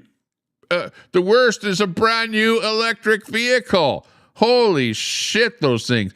2 years later, they're only worth like 50% of what you paid for them. You know, we've gone over this. I've done streams on electric vehicles, and you know, people are going, well, hey, I'm saving the planet. You're saving the planet by buying an electric car. Oh my God, you have to be kidding me. You know, you're spending how much in you know, we're wasting the planet away to build the electric vehicle in the first place, right? Because you need oil, gas, and all of those materials, lithium and the rest of the crap to manufacture it. And you're going, oh, I'm saving the planet because I'm not using gas and oil. Yeah, what do you think all those plastics that are inside of that electric vehicle were made from, right? Ooh, from those pellets down the road at Joffrey from the oil industry. That's what all the plastics were made from, you know. And, you know, and really, those things are worthless when you want to go to trade it in on your next vehicle. And, you know, I want to see the look on your face in 2 years when you go to trade your electric vehicle in for something else, and the guy tells you, well, you know what? You owe money on your you owe more money on your electric vehicle than it's actually worth, right? You bought the thing for $100,000. You go to trade it in. You still owe $70,000 on your bank loan on the thing, but we'll give you $50,000 for the electric vehicle. Those things are garbage. They're like a Bic lighter. You know, it's like a throwaway thing. And the technology changes so fast that your old one, that's the reason that they become worth so much less, is because the new ones are different technology. They're using a different type of battery technology. The whole, you know, like in a number of years, I predict that the lithium battery will be a thing of the past, okay? Because those are the exploding vehicles. The lithium battery is the exploding vehicle. Who in their right mind would buy an exploding vehicle? And now you're bringing in the Chinese exploding spy cars. Like, who the hell in their right mind would buy a lithium exploding Chinese spy car? You know what I mean? Like, those things are really going to be worth less, right? I watch stories on those where people buy those BYDs and stuff like that in China, and then they show pictures of them underneath of how rusted out they are. Like 1 year later, they're rusting out like crazy. They're, you know, hey, you know what it's like when you buy something from China? Have you ever bought something from China where you buy it and like the thing is like broken, like within 1 month, it's like broken, and it's like you feel, oh man, I got ripped off on that thing. But it's like you didn't pay very much for it, so you go, do I want my money back? Wow, is it really worth it? I'm just going to throw it in the garbage, you know. That's what those cars are like, right? People are already complaining that they can't get parts for those Chinese cars. They buy a Chinese car and it's like, yeah, now I can't drive my Chinese car because I can't get any parts for it. I bought what did you buy? Oh, I bought a Cherry. A Cherry? What the hell kind of a brand name is that? You know, a Cherry car. Yeah. But you know, you won't be able to get parts for those cars. It'll be short supply parts, whatever. You got to wait forever. Whatever part you do need, it'll have to come from China on a slow boat from China, you know, that kind of shit, you know. Yeah. Don't buy a BYD. Don't do that. Don't do it. Don't do it. Don't do it. Don't buy any kind of an electric car. Just don't do it. Just buy, okay, I say buy a used gas car. Number one, don't buy anything brand new, because you know that you've heard this. When you buy something brand new, the second that you drive it off the lot, it's worth $5,000 less, $10,000 less. You know, how many times have you heard that? It is absolutely true. But try and buy something brand new, drive it off the lot, and take it back to the dealership and have the dealership buy it back from you. See what they'll give you for it. They won't give you what you paid for it at all. You're just throwing money into the frickin' toilet buying any kind of it. It doesn't matter whether it's a gas car or electric car or anything. You're throwing money down the toilet. At least if you buy a gas car, it didn't go down 50% in value after 2 years, okay? But the electric car, look at the statistics. You guys think that I'm bullshitting you. I'm not. Just do a search with Grok and find out how much these electric cars are worth a couple of years after you bought them. You'll see. They go into the toilet, absolute toilet. They aren't worth what you're paying for them. And, where you think that you're saving the planet, if you think you are saving the planet, okay, give yourself a pat in the back for throwing away $50,000 after 2 years to save the planet by buying that electric car, okay? It's absolute nonsense, absolute nonsense. And, I know there's those of you out there that are going, yeah, well, I drive an electric car and I'm happy with it and whatever. Yeah, okay, fine. But try and trade it in for something else and see how much they're going to pay you for it. That's where you're going to go, but hey, but I have lots of money, I'm wealthy, and I don't care if I throw my money into the toilet. I'm saving the planet. Okay, yeah, well, good for you. But myself, I'm like, I have the economist mind, the law of supply and demand, and you're not going to have any money in your bank account if you spend it all on useless commodities like expensive vehicles, brand new vehicles, and crap like that. The smartest thing that you can do is save up some money and buy a piece of real estate. Okay. Buy a house, buy your own house, save up enough money to buy a house. That would be the smartest thing that anybody could do, okay? I would recommend that if you have the capacity to save some money to buy a house, okay? And I'm not talking about a condo either. Not a condo. Buy a little dumpy, the worst one on the block house, okay, on the largest piece of land that you can, okay? Because it's not the little pie in the sky that's going up in value. It's the land that it's sitting on that goes up in value, okay? It's not the sticks. The sticks that it's built out of is not what goes up in value, okay? The sticks depreciate. The sticks that the building is built out of, the concrete or whatever it's built with, that's what goes down in value. Okay, the plot of land that building is sitting on is actually what goes up in value over a period of time. Now, that being said, land goes up and down in price over a period of time. But if you look at the price of real estate over because it's usually when you buy a house, it's not a short-term investment. It's a long-term investment, and you can look at your own ups and downs and say, okay, where are we in that market? Are prices going up or prices going down? Because when prices go up, well, they eventually retract, right? And then they go up again. But it's like this. It's like up a little bit and then down, and then up a little bit more and then down. But, like over the course of time, prices go up. But the sticks go down in value, okay? So for where you're just starting out, you want to buy the land, not the sticks, not the condo, okay? That will go down in value, and eventually they'll have to bulldoze the condo, right? So, or you have the leaky roof, or you have the condo association with those enormous condo fees, and you have, you're living in the condo, you bought the condo, and it's like, we need you to cough up an extra $20,000 because we're having problems with the parquet, or we're having problems with the roof, or having problems with the windows, or having problems with blah, blah, blah, blah, blah, blah, blah, on and on it goes. You know what that's all about.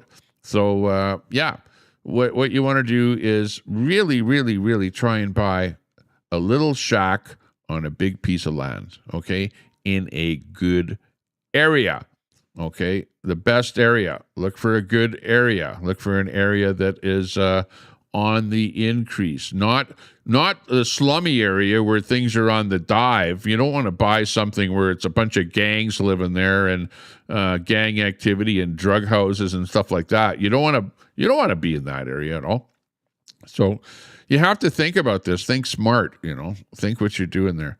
So there you go. There's my little nugget of what will make it for you in life. Stay away from the electric vehicles. Yeah, you're right, Troy. Some dealerships are currently offering brand new EVs at half manufacturer's price. Must not be selling many. Yeah, exactly. They're overstocked. People don't want to buy them.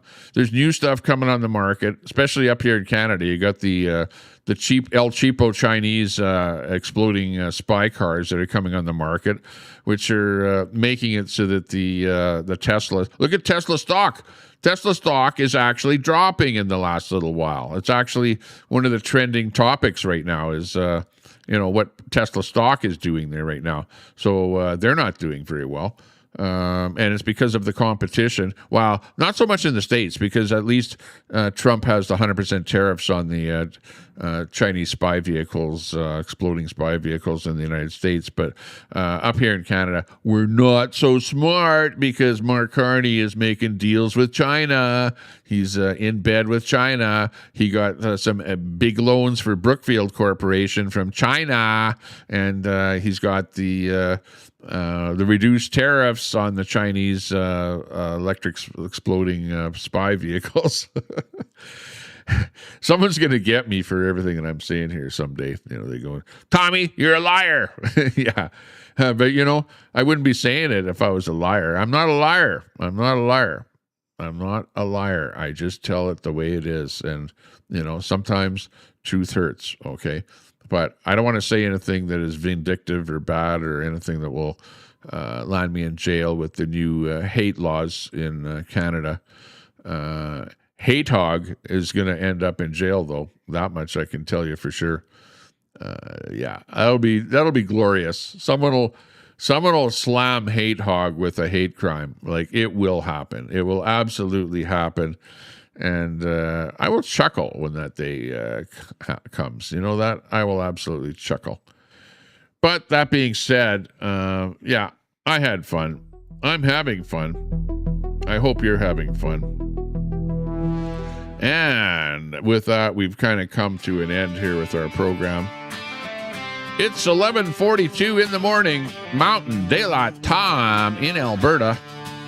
In the shadow of the Rockies, where the wild winds blow, Albertans rise up. That's right. Tired of the status quo. Oil sands pumping black gold, beef on the grill so fine. Grain fields waving golden, canola blooming in the sunshine. But Ottawa's taking our billions on fair equalization gain, sending it east to Quebec while we shoulder the blame. Don't do that. No more pipelines blocked, no more carbon tax chains. We're done with the feds. That's right. Breaking free from their reins. Alberta freedom, ringing loud and true. Woohoo! Sovereignty calling, independence coming through. Artabanza. No more woke liberalism, stealing our way of life. Albertans stand tall, cutting loose from the strife. Rocky Mountains watching as we claim our own land. Freedom for our families with a rifle in hand. Alberta freedom. Let the anthems roll. We're That's right. building our nation. I wrote this song. Forevermore. From the prairie to the peaks, where the eagles soar high. We're sick of the traitors calling That's us right. traitors, that's a lie. Quit calling me a traitor. Equalization's a thief, stealing our hard-earned pay. Screw equalization. While they push their agendas, turning night into day. Beef ranchers and farmers, grain silos stand proud. Oil That's right. rigs turning profits under Alberta's cloud.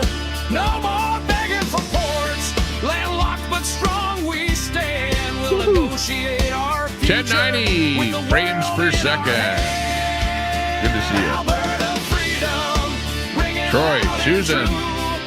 Sovereignty calling, independence coming through.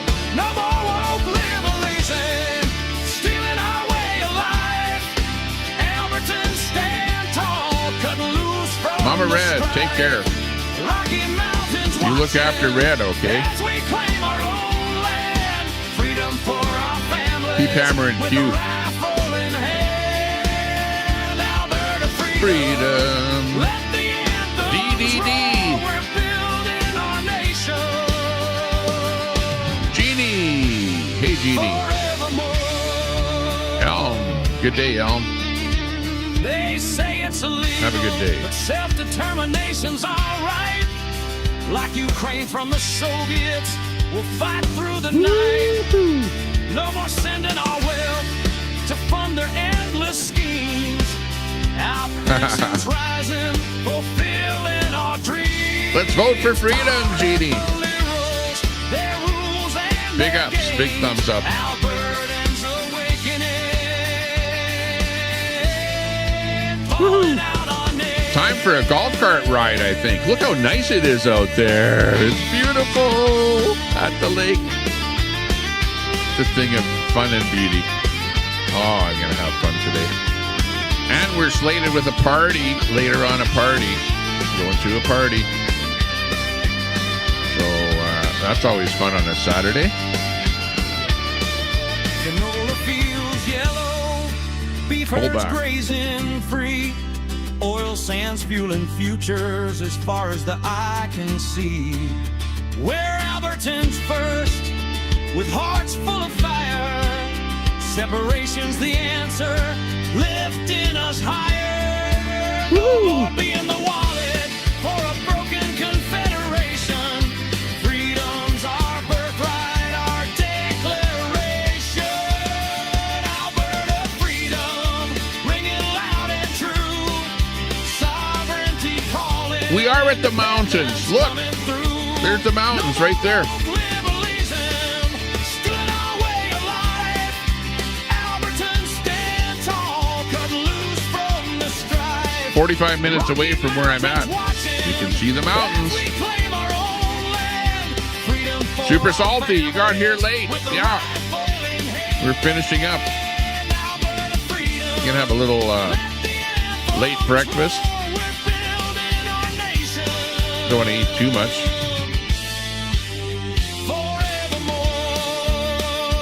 Forevermore. Alberta freedom. Oh, yeah. Yeah. Oh. And with that, a salute, a goodbye, a hope you're going to have a good day, have a good weekend, and we will see you again. We will see you again when we go live again. Super salty, you're late to the party. What is that? Conservatively late, but that's okay. Sun Honey Studio, good to see you. Thanks a lot. I miss saying hi to you. Yeah, I wasn't watching the chat like a hawk. Steve-O, hey, sorry to hear about your breakup with Kinna. You know, I hope that, you know, you can find... I thought you're married, though. You know, you can always go back to your wife, you know, like, come on. If it didn't work out with Kinna, just, you know, go back to your wife, you know. Yeah, she's probably waiting for you. Anyways, with that, everyone have a good day. Oh, no. Fuck all the fucking way off. You too, Brett. Take care.